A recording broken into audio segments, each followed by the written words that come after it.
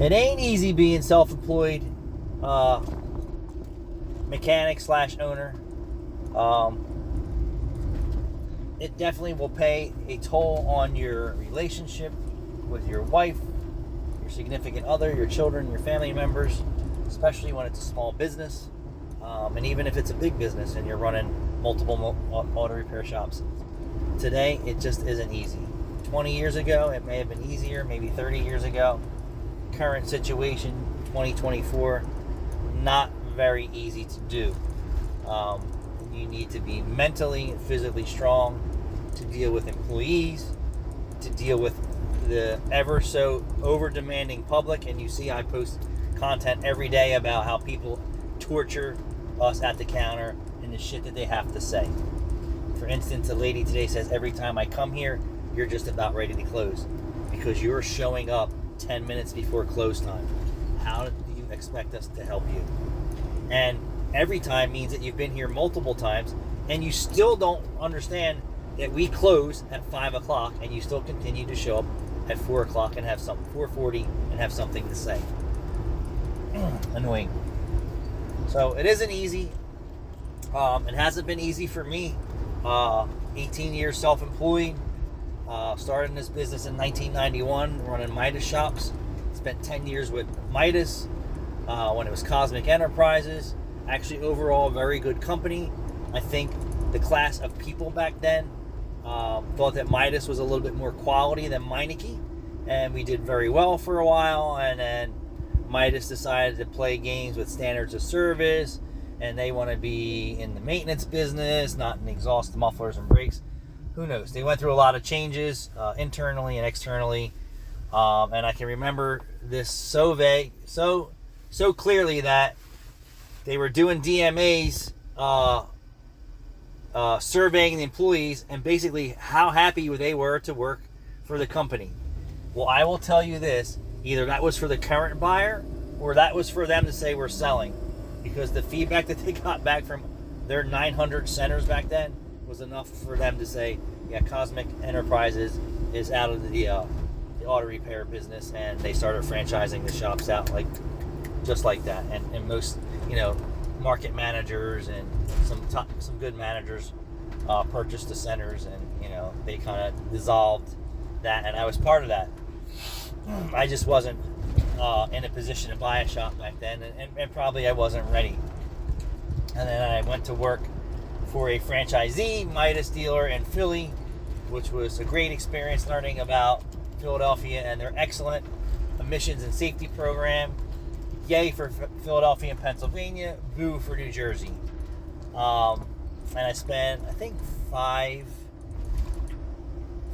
years there, so it'd be 15 with Midas. I think I spent another 5 years with Meineke Frankfurt Ave, learned the other end of the muffler and brake business, which they still were consuming and advertising and letting the world know that they were the muffler and brake king, and boy, did we kill it. And then I had an opportunity to buy my own Meineke franchise while they were trying to get away from Meineke discount muffler and brake, which they should have never done, maybe just changed it a little bit. But as things evolve and cars evolve, those needs for mufflers and brakes, just like anything else, have changed, and they decided to follow suit like Meineke or Midas, and now they want to be in the maintenance, which is they want to be in the oil change business. And I don't really think that was good for the system. But the franchise that I purchased was mufflers and brakes, and then I think 5 or 8 years into it, they changed the name of the franchise to Meineke Car Care Centers, and then now it's Meineke doing car care right. I have my resistance for that. I would rather say Meineke fixes cars, to be honest with you, than doing car care right. I don't think too many people, in my opinion, relate to doing car care right. They relate to fixing cars, right? Doing car care right could mean, do they detail cars at Meineke? But nevertheless, it's been a roller coaster for me. And I'm sure it's been a roller coaster for other shop owners. But it isn't easy. Sometimes I want to go home and blow my brains out, and then sometimes I want to go home and cry, and then sometimes I want to go home and be left alone, and then sometimes I go home and I want to feel normal. But it isn't easy, and this conversation just goes out to everybody. You work for somebody and you think you're ready to run your own business, and you might be able to, but some people don't really know the mental and the financial burdens that it puts on certain individuals. I mean, you might hit a home run right out the door, and then shit falls apart. But it isn't easy. I'll tell you, a lot of small business owners will probably tell you the same thing. It is not easy, and I will consider myself a small business owner. It's paid a toll on me mentally, physically, my ex-wife, my children, myself, my current situations.